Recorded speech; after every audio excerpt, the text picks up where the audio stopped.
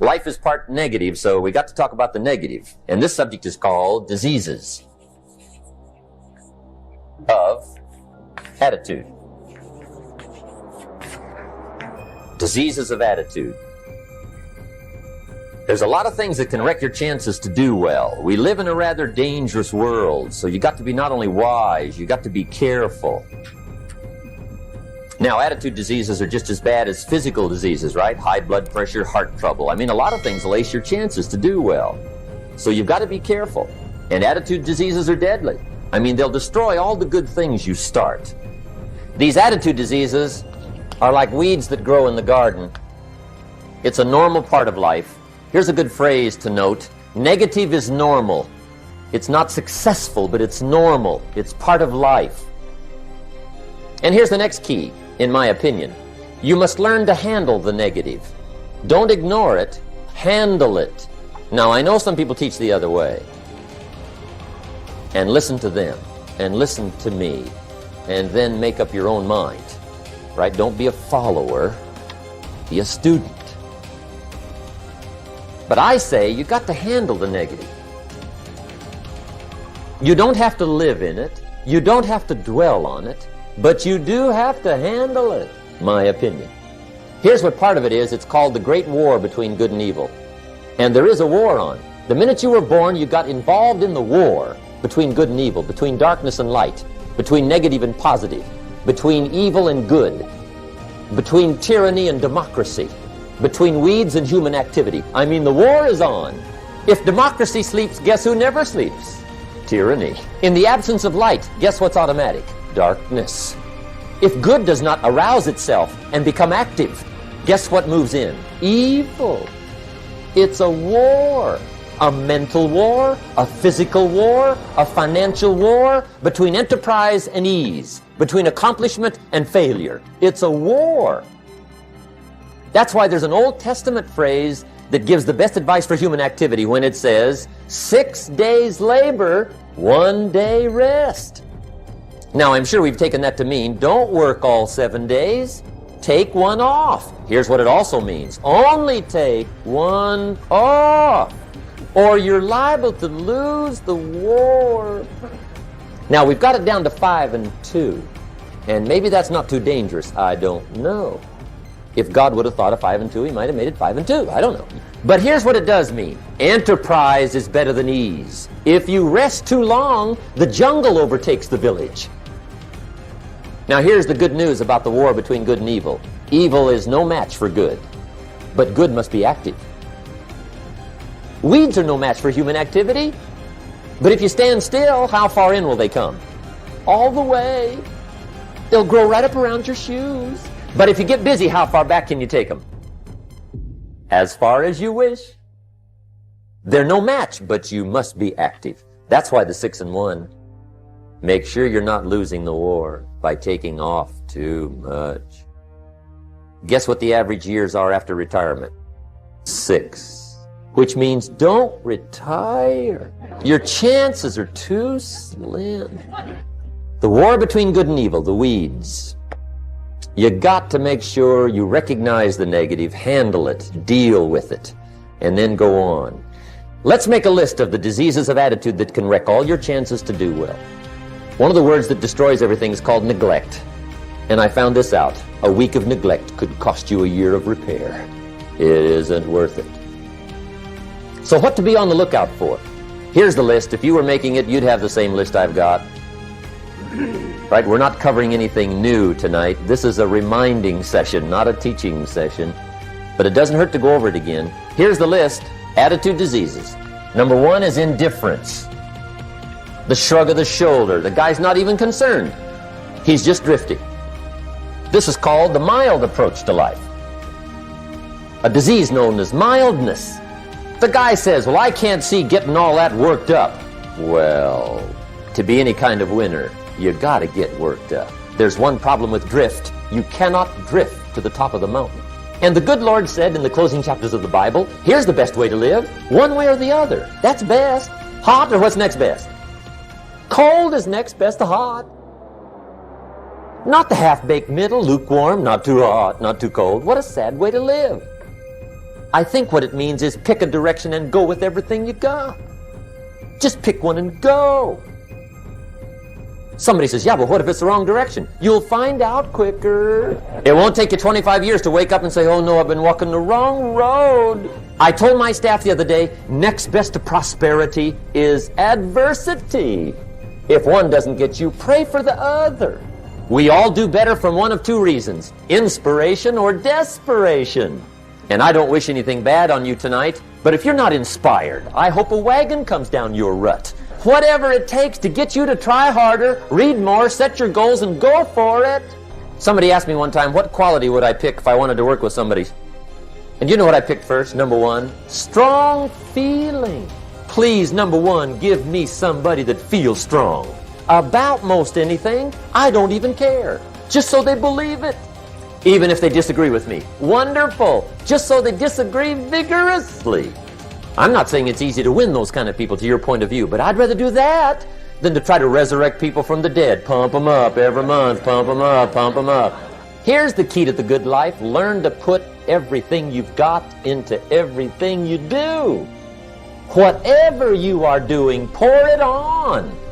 It will quickly open up into opportunity or quickly disclose to you that you ought to be doing something else. The delusion is, if I had a better job, I'd really pour it on. See, that's delusion. Wherever you are, pour it on.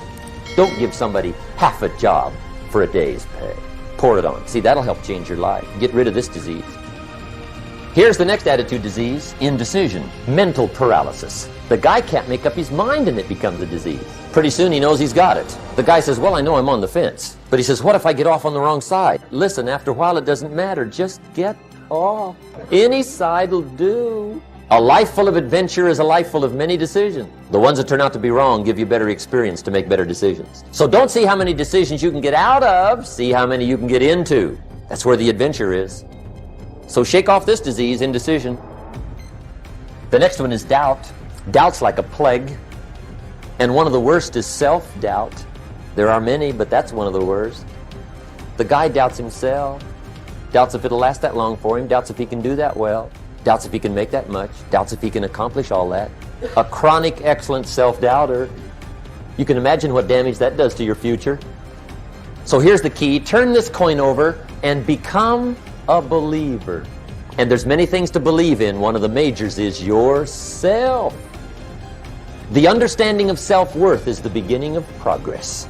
Now, if those three don't get you, this one will. Worry. That's a devastating disease. Worry. Worry causes health problems.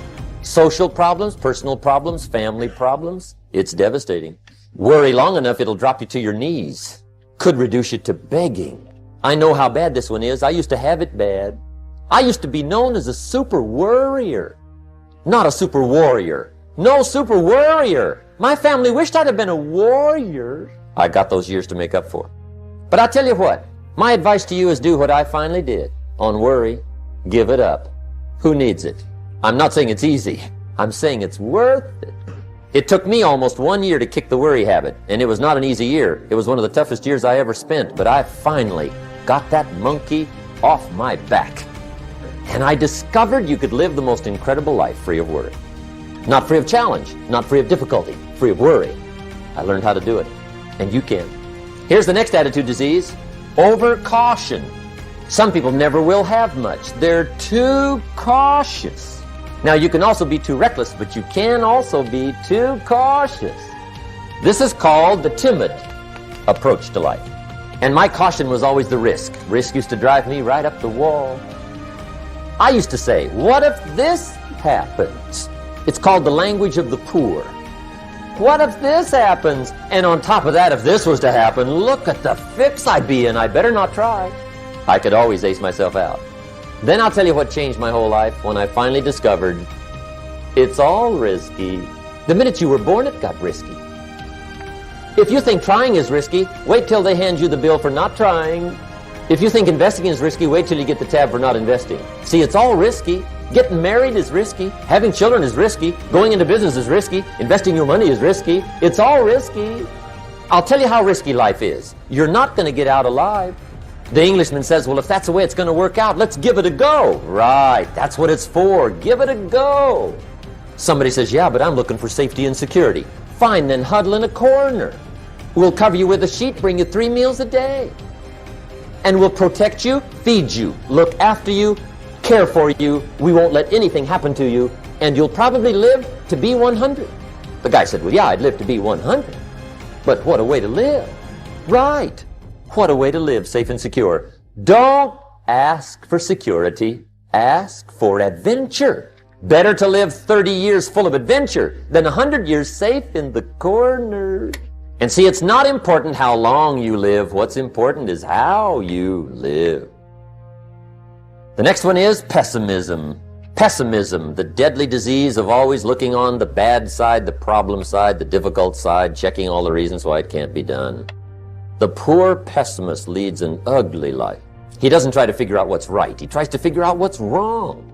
He doesn't look for virtue. He looks for faults. And when he finds them, he's delighted. How ugly. This is the poor guy who looks through the window, doesn't see the sunset. He sees the specks on the window. And this is the poor guy, right, who rushes up, takes such leave of his senses. This guy rushes up and he says, I've got 5 good reasons why it won't work. He's so dumb he doesn't know all he needs 1. He's got 5. To the pessimist, the glass is always half empty. To the optimist, the glass is half full. Why would the same measure affect people 2 different ways? Answer. It all depends on how you look at it. Our lives are mostly affected by the way we think things are, not the way they are. The way we think they are affects us most. The last disease, but this one is deadly. Engage in this one, indulge in it even slightly, and you might as well forget the future because it's going to forget you. Complaining, crying, whining, griping. A Bible word called murmuring. See, that'll ace your future. Spend 5 minutes complaining, and you have wasted 5. And you may have begun what's known as economic cancer of the bone. Surely they will soon haul you off into a financial desert and there let you choke on the dust of your own regret. I hope I said that well, so you won't forget. It's a deadly disease. If you don't think it's bad, ask the children of Israel of Old Testament fame. Typical of us all, their story just happened to get in the book. Story says, children of Israel were slaves. God performed a series of dazzling miracles and got them out. And now they're heading for the promised land. Remember the story? Heading for the promised land. Tragedy of the story? They never got there. Reason? From day 1, they started to complain. They griped about the water. They griped about the weather. They whined and cried and griped about the food. They griped about the leadership. They whined and cried because it was too far, too cold, too hot, too difficult, too miserable. I mean, they whined and cried for years. Finally, God said, I've had it, trip canceled. The story says they died in the desert, never got to the promised land. Which I think means 2 things. Indulge in this long enough, you get your future canceled.